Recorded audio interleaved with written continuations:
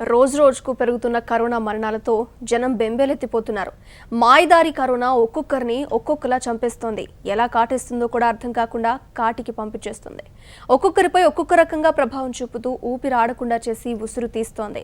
దేశంలో కరోనా మరణాల్లో ఎక్కువ శాతం లంగ్స్ ఇన్ఫెక్షన్ కారణంగానే జరుగుతున్నట్టు వైద్యులు చెబుతున్నారు. కరోనా వచ్చిన 4-5 రోజుల్లోనే వైరస్ విజృంభించి ప్రాణాలు మెదుకు తెస్తోంది. శ్వాసకోశ వ్యవస్థను చిన్నాభిన్నం చేసి ఊపిరితిత్తుల పనితీరుపై గణనీయంగా ప్రభావం చూపుతుంది. ముందుగా ఊపిరితిత్తులకు సంక్రమించిన వైరస్ ఆ తర్వాత ఊపిరితిత్తుల నుంచి రక్తంలోకి చేరడంతో ఆక్సిజన్ తీసుకోవడంలో ఇబ్బందులు ఎదురవుతున్నాయి. లంగ్స్ ఇన్ఫెక్షన్ తగ్గించేందుకు వైద్యులు రెమ్డెసివిర్ సజెస్ట్ చేస్తున్నప్పటికీ ఆ ఇంజెక్షన్లు అందుబాటులో లేక రోగులు విలవిల్లాడిపోతున్నారు.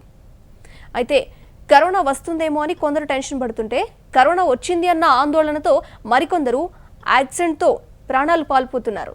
ఇక దేశంలో కరోనా ఉధృతంగా విజృంభిస్తుంటే సగటు మనిషి ప్రాణాలు అరచేతిలో పెట్టుకుని బిక్కుబిక్కుమంటూ బతికిడుస్తున్నారు. కరోనాకు సరైన మందులు లేకపోవడంతో అందుబాటులో ఉన్న ఔషధాలన్నీ కూడా ఉపశమనం కలిగించేవి కావడంతో సరైన వైద్యం అందేలోగానే బాధితులు ప్రాణాలు గాల్లో కలిసిపోతున్నాయి.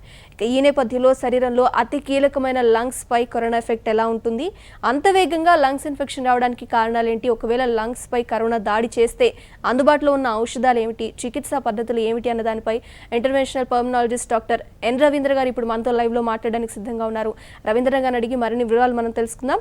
నమస్తే అండి రవీంద్ర గారు. నమస్తే.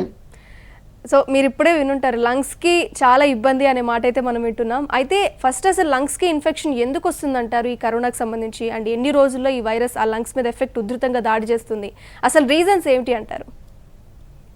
అంటే ఇది వైరస్ అనేది నిమోనియా కాజ్ చేసే వైరస్ లో ఒకటి. సో నిమోనియా అనేది లంగ్ ఇన్ఫెక్షన్ వస్తే దాన్ని నిమోనియా అంటాం. ఇవి బ్యాక్టీరియా వల్ల కానీ వైరస్ వల్ల కానీ టీబీ ఫంగస్ అవుతుంది. అయితే అవి జబ్బు తీవ్రతరంగా ఉండడానికి కారణము ఈ వైరస్ యొక్క విరులెన్స్ ఎక్కువ ఉండటం. అంటే ఈ రెసిస్టెన్స్ అనేది తొందరగా జరగట్లేదు. పాండమిక్ అంటే ప్రపంచం మొత్తం ఉన్న దేశాలన్నిటికీ 11 కంట్రీస్ దాటితే దానికి WHO పాండమిక్ అని డిక్లేర్ చేస్తుంది. అంటే వైరస్ యొక్క ఉధృత ఎక్కువగా ఉండి మనుషులకి దాని యొక్క రోగ నిరోధక శక్తి తక్కువగా ఉంటే అది న్యూ ఇన్ఫెక్షన్ అన్నమాట, న్యూ వైరల్ వేరియంట్ కొత్త జరుగుతుంది. ఇప్పుడు ఇండియాలో కూడా జరుగుతున్నది అదే. సో ప్రస్తుతానికైతే మనకి ఈ ఇన్ఫెక్షన్ అనేది లంగ్లోకి వెళ్ళి ఇనిషియల్ గా ఉన్నప్పుడైతే ప్రీవియస్ ఇయర్ లో కొంత డిలే ఉండేది. డిలే అంటే 20 నుంచి 25 రోజులు 15 రోజులు టైం ఉన్న తర్వాత మెల్లగా ఆయాసం వచ్చి మందులు ఇచ్చాక కొంత టైం ఉండటం వలన బతికేవాళ్ళు. సో మరణాల సంఖ్య కూడా తక్కువ ఉంది. సో అప్పుడు ఏం చెప్పారు, అతి తక్కువ మంది మరణాలు ఉన్నాయి, 1 to 2% మాత్రమే చనిపోతున్నారు అనేది. కాకపోతే ఇప్పుడు వస్తున్న వేరియంట్ అంటే అది వైరస్ యొక్క రూపాంతరం చెంది దాని యొక్క శక్తిని పెంచుకోవడం వలన ఇన్ఫెక్షన్ రేట్ కూడా ఎక్కువైంది. అంటే చాలా మందికి వస్తుంది. అంటే మనం దాదాపుగా స్టేజ్ 3 ఇన్ఫెక్షన్ అంటాం దీన్ని. స్టేజ్ 3 అంటే ఎక్కడి నుంచి ఎప్పుడు ఎవరికి ఎలా వస్తుందో తెలియదు, అందరికీ వచ్చేస్తుంటుంది. అయితే ఈ వచ్చిన దానికి ఇది లంగులోకి వెళ్ళిపోయిన తర్వాత సడన్ గా ఆయాసం రావటం ఎక్కువైపోతుంది. ఫీవర్ తగ్గకపోవటం, ఆయాసం రావటం, ఇవన్నీ కూడా ఒక వారం రోజుల్లో అయిపోతున్నాయి. దాని తర్వాత పేషెంట్ అనేది ఆక్సిజన్ మీదకి వెళ్ళిపోవటం, ఈ లంగ్స్ అన్ని తెల్లగా అయిపోవటం, సిటీ స్కాన్ లో ఈవెన్ ఆక్సిజన్ విత్ ప్రెషర్ పెట్టిన పెద్ద రెస్పాండ్ అవ్వకపోవడం అనేది చాలా ఎక్కువగా చూస్తున్నాం ఈ కేసు. అయితే ఈ పరిస్థితి ఎవరికి వస్తుంది అనేది ఊహించలేకపోతున్నాం. అంతకుముందు అంటే షుగర్ ఉన్న వాళ్ళకి, పెద్దవాళ్ళకి, తర్వాత దీర్ఘకాలిక వ్యాధులు ఉన్న వాళ్ళకి, గుండె జబ్బులు ఉన్న వాళ్ళకి సీరియస్ అవుతుందని అనేవాడు. కానీ ఇప్పుడైతే యంగ్ పీపుల్ 26, 30 ఏళ్ళు, 40 ఏళ్ళు వాళ్ళు కూడా ఎక్కువగా ఎఫెక్ట్ అయ్యి ప్రాణం మీదకి వచ్చేస్తుంది. ఎంత ప్రయత్నం చేసినా అంటే వాళ్ళు వచ్చిన టైంకి మనం రెమ్డెసివిర్ ఇచ్చినా అదర్ ప్లాస్మాలు ఇచ్చినా చాలా మందికి అది రెస్పాన్స్ చూపించటం లేదు. అంటే సిక్గానే ఉంటున్నారు, లంగ్ ఆక్సిజన్ స్టిఫ్ అయిపోతుంది, ఫోర్స్ తో విత్ వెంటిలేటర్స్ తో గాలి ఆక్సిజన్ ఇస్తున్నా కూడా అవి వాళ్ళు పెద్దగా రెస్పాండ్ అవ్వని పరిస్థితులు చాలా ఎక్కువగా చూస్తున్నాం. సో దీనికి కారణాలు ఏంటి అనేది పెద్దగా రీసెర్చ్ లో ఇంకా ఏమీ రిలీజ్ అవ్వలేదు. అంటే ఈ ఎవరైతే డౌన్ అవుతారు, ఇంత యంగ్ పీపుల్ ఇమ్యూనిటీ ఉన్నా కూడా అన్నదానికి కొన్ని కారణాలు అనేవి రీసెర్చ్ నడుస్తావు, ఇంకా రిలీజ్ అవ్వాల్సింది. ఫ్యూ జెనెటిక్ వేరియేషన్స్ ఉన్నాయా, లేకపోతే మనిషి ఇమ్యూనిటీకి తగిన చేంజెస్ లేవా, ఇది ఇమ్యూనిటీని బైపాస్ చేస్తుందా ఈ వైరస్, ఇవన్నీ మనకి పెద్దగా ఇన్ఫర్మేషన్ లేదు. కానీ మనం క్లినికల్ గా హాస్పిటల్లో ఫీల్డ్ లో చూస్తుంది ఏంటంటే చాలా మంది 1-2 రోజులు జ్వరం వచ్చి వెంటనే వచ్చినప్పటికీ ఆయాసం వస్తుంది. అంటే ఊపిరి అనేది 60 నుంచి 50 సార్లు నిమిషానికి తీస్తున్నారు. 50 నుంచి 60, 80, 89 సాచురేషన్స్ తో వస్తున్నారు. సో ఇలాంటి వాళ్ళకి సిటీ తీస్తే కోరాట్స్ 5 స్టేజ్ లో ఉండి దాదాపుగా 60-70% లంగ్ ఇన్వాల్వ్ అయిపోతుంది. సో వాళ్ళకి అప్పుడు మనం కళ్ళు తెరిచి ఈవెన్ స్టీరాయిడ్స్ ఇచ్చిన, రెమ్డెసివిర్ ఇచ్చిన, ఈవెన్ ప్లాస్మాలు ఇచ్చిన పెద్ద తొందరగా రిజల్ట్ కనబడట్లేదు. దీనికి తోడు ఉన్న ప్రాబ్లం ఏంటంటే నెంబర్ ఆఫ్ కేసెస్ ఎక్కువైపోయి ఆక్సిజన్ డిమాండ్ ఎక్కువైపోవడం వలన గత 10 రోజులుగా ఆక్సిజన్ అనేది దొరకటం లేదు.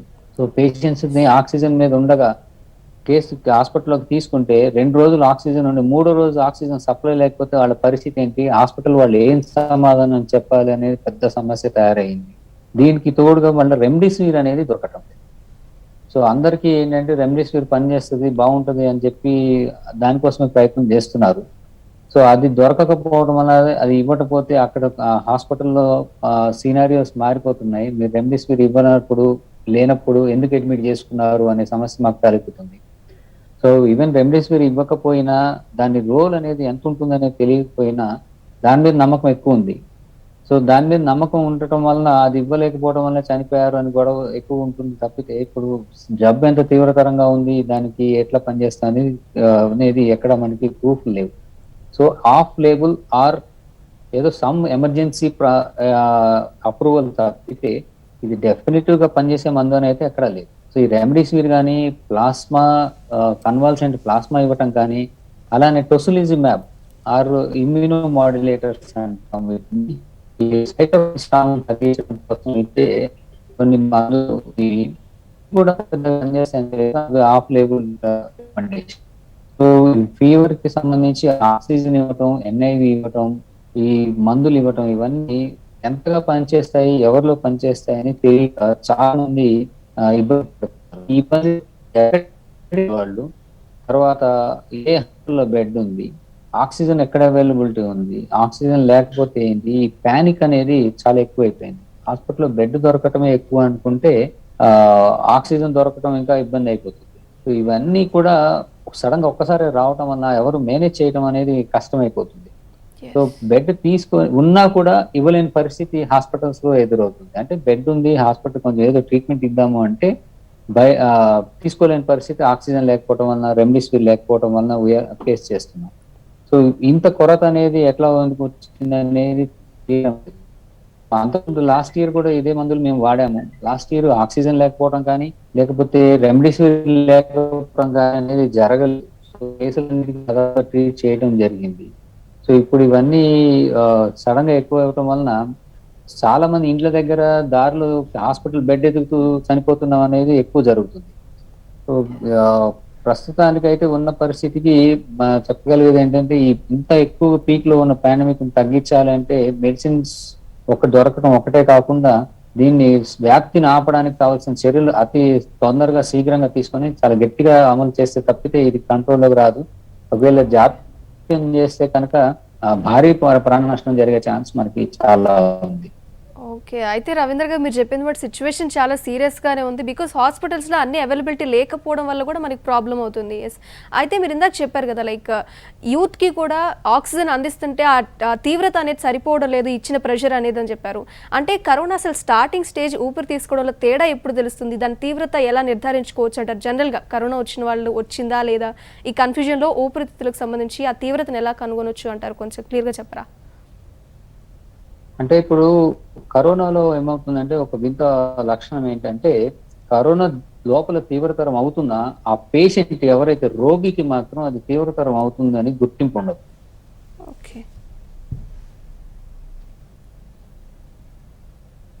నాకు ఆయాసం వస్తుంది అని చెప్పి కొంచెం అది కూడా కొంచెంగా ఉందంట, ఆ కొంచెంగా ఉంది అన్న టైంకి మనం రికగ్నైజ్ చేసినా వాళ్ళు మాక్సిమం 4-5 రోజులు బతుకుతున్నారు, లేదా 10 రోజులు బతుకుతున్నారు, తర్వాత చనిపోతారు. అంత దగ్గరగా ఉంటారు చావుకి. సో దీన్ని silent symptomatology or silent hypoxia అంటారు. అంటే పేషెంట్కి రక్తంలో ఆక్సిజన్ తగ్గిపోతున్నా, ఆయాసం అనేది వస్తున్నా ఆ మనిషికి తెలియదు అనమాట.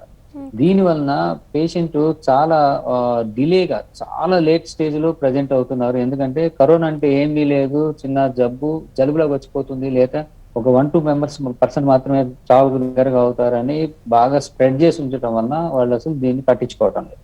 రెండు, ఎవరికైతే జలుబు జ్వరం వచ్చి ఒళ్ళు నొప్పులు వచ్చి తగ్గినాక కానీ కంటిన్యూగా జ్వరం కంటిన్యూ అవుతున్నా కానీ ఏమాత్రం మెరుకుతున్నా ఆయాసం వస్తుంది, ఆ ఆ రోజు మొత్తం మీద ఎంతో కొంత పొడి దగ్గు వస్తున్నా కానీ అది లంగులోకి వెళ్ళిపోయినట్లు లెక్క.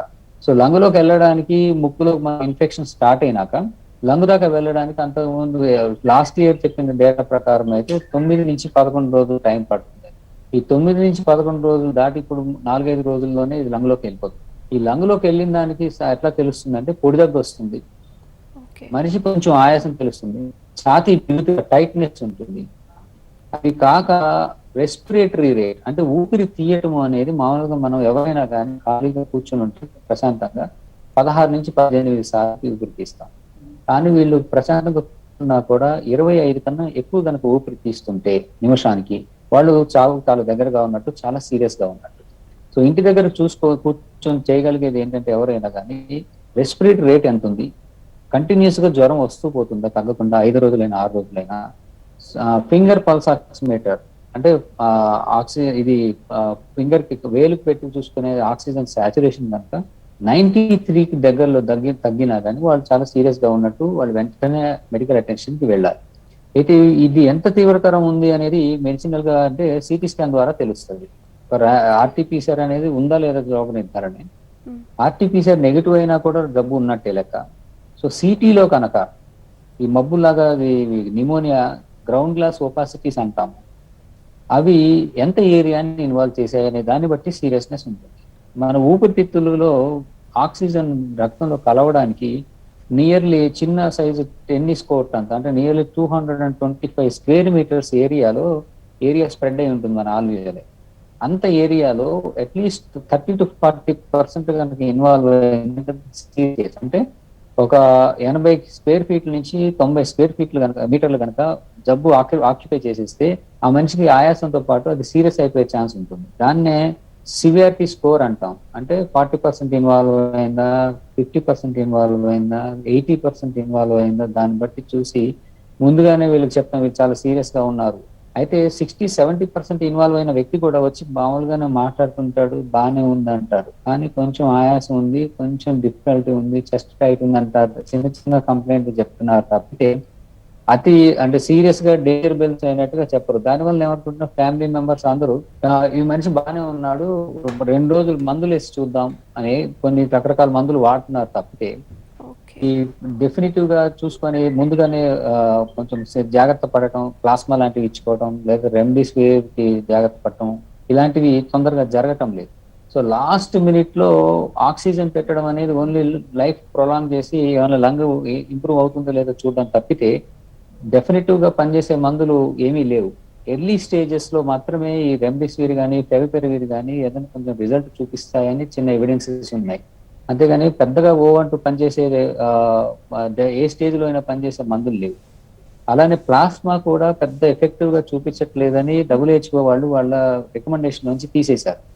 తర్వాత వాళ్ళు మన ICMR వాళ్ళు ఏంటంటే ఆఫ్ లేబుల్ అంటే డాక్టర్ అవసరమైతే ఏదైనా నాట్ బట్ లో ఇవ్వచ్చు, ఎంతో కొంత రిజల్ట్ రావచ్చు అని చెప్పి మాత్రమే రికమెండేషన్ ఉంది. సో ఈ రెమెడీసివిర్ కానీ ప్లాస్మా కానీ ఇంకేమన్నా మందులు ఇవ్వడం కానీ అనేది ఒక్కొక్కళ్ళు పనిచేస్తాయి, ఒక్కొక్కరికి ఏమి ఇచ్చినా పని చేయటం లేదు. ఎందుకంటే డెఫినెట్లీ ప్రూవెన్ రోల్ అనేవి లేకపోవటం. సో సీరియస్నెస్ అనేది రెస్పిరేటరీ రేట్ పెరిగినా, ఆక్సిజన్ సాచురేషన్ తగ్గుతున్నా, పొడి దగ్గు వస్తున్నా, నడిచినప్పుడు కొంచెం ఆయాసం అని కొంచెం తెలుస్తున్నా వాళ్ళు సీరియస్ లాగా ఉన్నట్టే లెక్క అనమాట. ఏది కరోనా ఉన్నవాళ్ళు ఈ నాలుగిట్లో ఏ ఒక్కటి ఉన్నా మనిషి చనిపోయే ఛాన్స్ వితిన్ 10 days లో ఎక్కువ ఉంటుంది. సో ఇవి చూసుకొని వాళ్ళు కంపల్సరీ ముందుగానే అలర్ట్ చేసుకోవాలి. హాస్పిటల్లోకి వచ్చినాక మేము టెస్టులు చేసి కొన్ని సీరియస్నెస్ ఇండికేటర్స్ తీస్తాము. అవేంటంటే సిటీ స్కాన్ తో పాటుగా సీరం LDH అని, CRP అని, ESR, ఫెరిటిన్, డి డైమర్. అంటే పేషెంట్ వచ్చినాక వాళ్ళకి రక్తంలో గడ్డ కట్టేస్తూ ఉంటుంది ఎక్కడంటే అక్కడ. ఆ గడ్డలు వెళ్ళి లంగులో ట్రాప్ అయిపోతాయి జల్లెల్లో ఇరుక్కున్నట్టుగా. ఇవి ట్రాప్ అయిపోయి ఆక్సిజన్ అందక చనిపోతుంటారు. దీన్ని థ్రాంబో ఎంబోలిజం అంటారు. ఈ ఫినామినా అనేది చాలా మందికి ఎక్కువగా ఉంది ఇప్పుడు. అందరికి డీడామర్లు ఎవరికి చూసినా 1000, 2000, 6000 వస్తున్నాయి విత్ టైం, సీరియస్నెస్ పెరిగే కొద్ది. అంటే రక్తం గడ్డగట్టి ఆ గడ్డలన్నీ వెళ్ళిపోయి లంగులో ఇరుక్కుపోతున్నాయి. దానివల్ల లంగు పనిచేసే లంగు తగ్గిపోతుంది, మిగతా లంగు ఏమో జబ్బులో ఉంటుంది. సో వాడికి తొందరగా సడన్ గా ఆయాసం రావడం స్టార్ట్ అవుతుంది, ఆక్సిజన్ పెట్టినా ఇంప్రూవ్ అవ్వదు అనమాట. సో ఇవి ఇంటి దగ్గర ఉండగా గుర్తుపట్టడం కష్టం, టెస్టులు చేస్తేనే తెలుస్తాయి. ఇవి ఎక్కువైపోతున్నాయి పేషెంట్లకి. ఆ రక్తం గడ్డకట్టడం అనేది జరుగుతున్నప్పుడు అది కరిగించడానికి మందులు మేము చాలా ఎక్కువగా వాడాల్సి వస్తుంది. సో ముందు నుంచే చూసుకొని జబ్బు కంట్రోల్ చేసి వైరస్ లోడ్ తగ్గింది అనుకోండి, ఈ గడ్డలు కట్టడం కానీ లంగ్ స్ప్రెడ్డింగ్ లో అవటం కానీ ఇవి కొంచెం తగ్గే ఛాన్స్ ఉంది.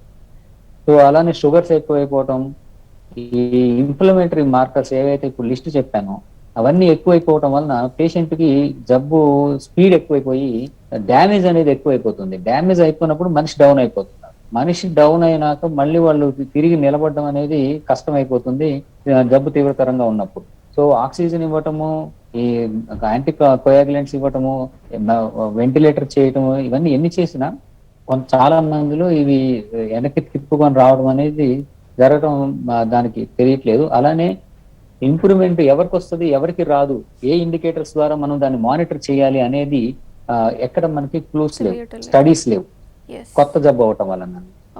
దీని వలన ఎక్కువగా ఫేస్ చేస్తున్నాం. దీన్ని ఇంత తేలిగ్గా తీసుకోవడం అనేది మంచిది కాదు.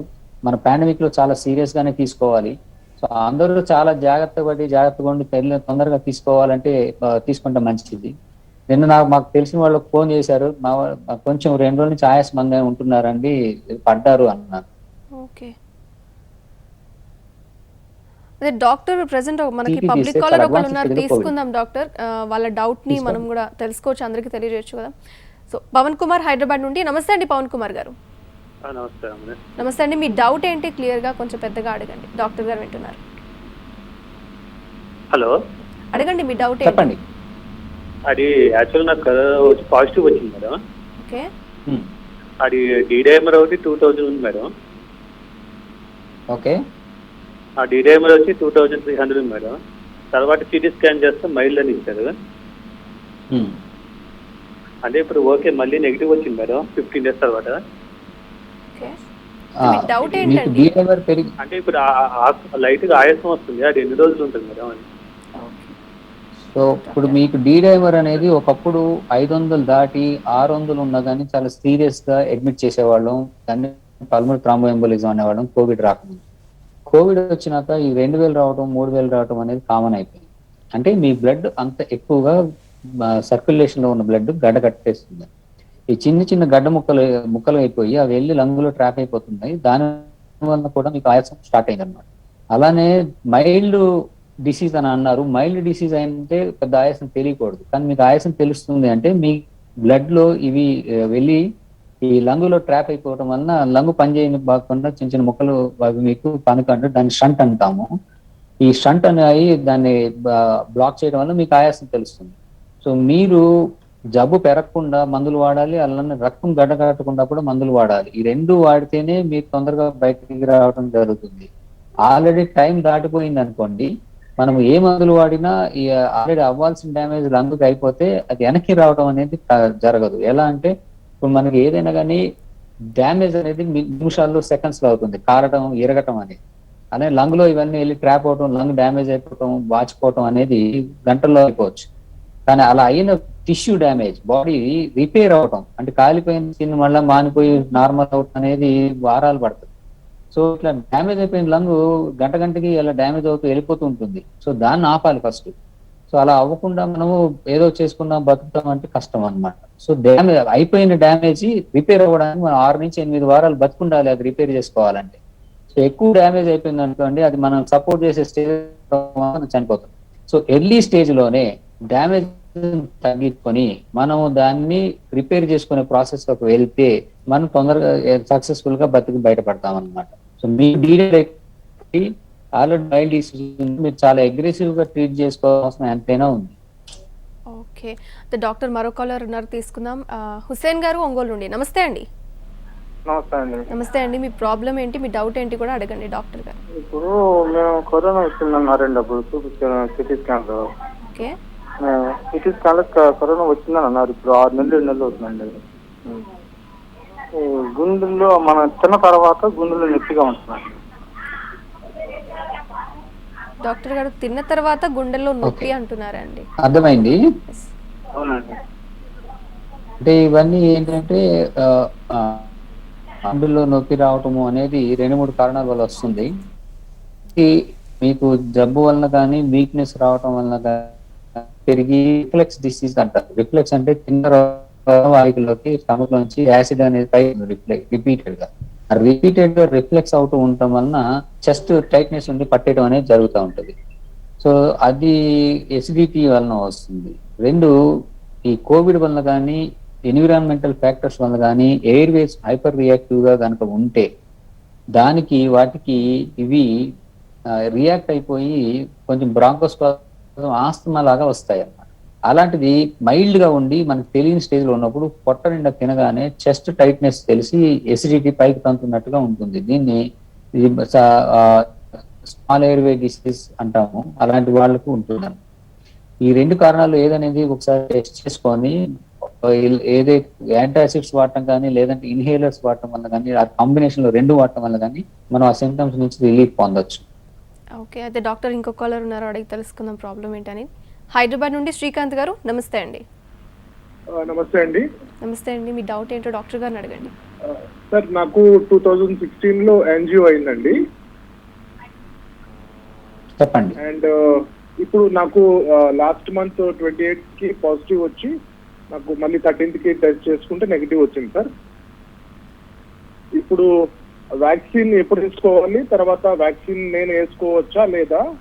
అంటే నేను ఒక 4 టాబ్లెట్స్ యూజ్ చేస్తున్నాను, క్లావిక్స్, అజిటర్, మెట్ప్యూర్, ఎక్సెల్, రామిస్టర్. సో నేను ఈ 4 టాబ్లెట్స్ యూజ్ చేస్తున్నాను రెగ్యులర్ గా. సో నేను వ్యాక్సిన్ వేసుకోవచ్చా, వేసుకుంటే ఎప్పుడు వేసుకోవాలి? వ్యాక్సిన్ అనేది యాక్టివ్ ఇన్ఫెక్షన్ వచ్చిన నెల తర్వాత తీసుకోవాలండి. అంటే దానికి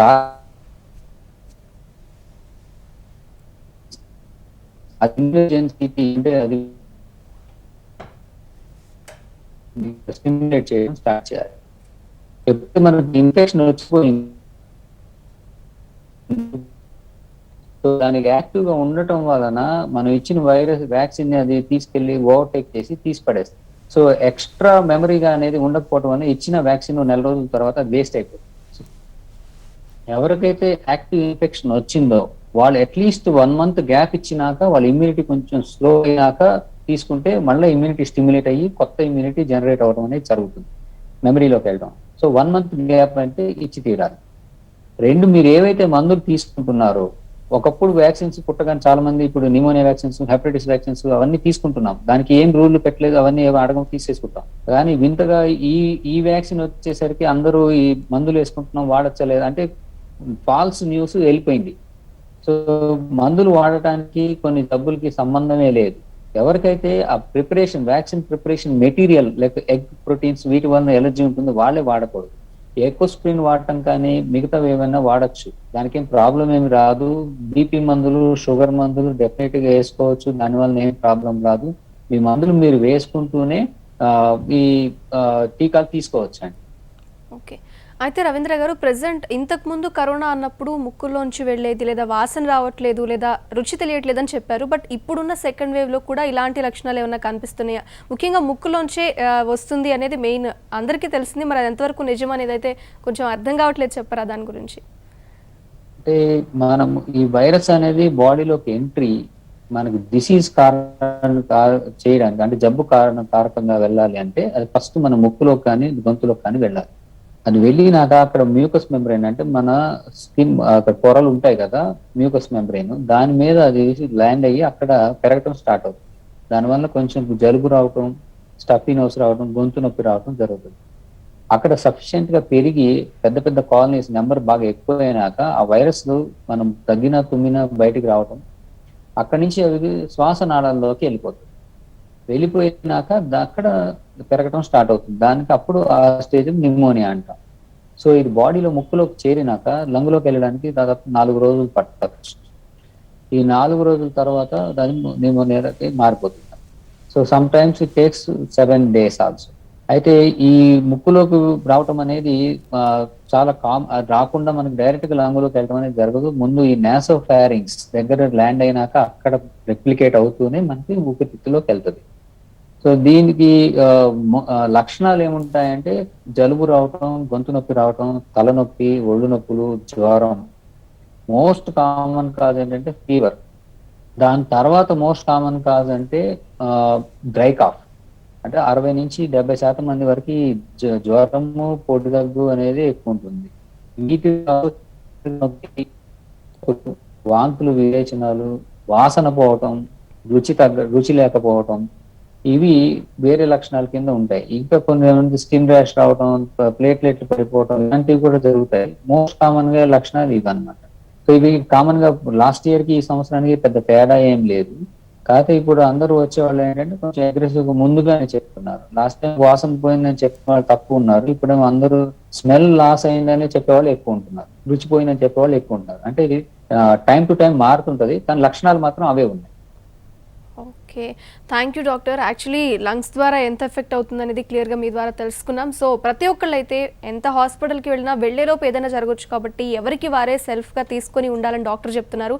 హాస్పిటల్కి వెళ్ళాక ఒక్కొక్కవేళ దొరకపోతే ఎంత కష్టం అవుతుంది అనేది కూడా ఎక్స్ప్లెయిన్ చేశారు. సో ప్రతి ఒక్కళ్ళు ఏంటంటే ఎవరికి వారుగా క్వారంటైన్ ఇంట్లోనే జాగ్రత్తగా ఉండి అవసరమైతే తప్పితే బయటికి రావద్దు. మినిమం బయటకు వెళ్ళినప్పుడు మాస్క్, సోషల్ డిస్టెన్స్, శానిటైజర్ తప్పనిసరిగా వాడి మనకి మనం అవగాహన తెచ్చుకోవాలని అయితే డాక్టర్ చెప్తున్నారు. సో లంగ్స్కి వస్తే ఇన్ఫెక్షన్ ఎంత దారుణంగా ఉంటుంది, హాస్పిటల్లో పరిస్థితులు ఏ విధంగా ఉన్నాయి, డైలీ న్యూస్లో మీకు చెప్తూనే ఉన్నాం HMTV ద్వారా కూడా. సో ప్రతి ఒక్కళ్ళు మినిమం జాగ్రత్తలు పాటించండి. Thank you so much doctor, క్లియర్గా ఎక్స్ప్లెయిన్ చేశారు. Thank you so much. So చిన్న బ్రేక్ తీసుకుందాం, తర్వాత మిగతా డీటెయిల్స్ చూద్దాం. Stay with us.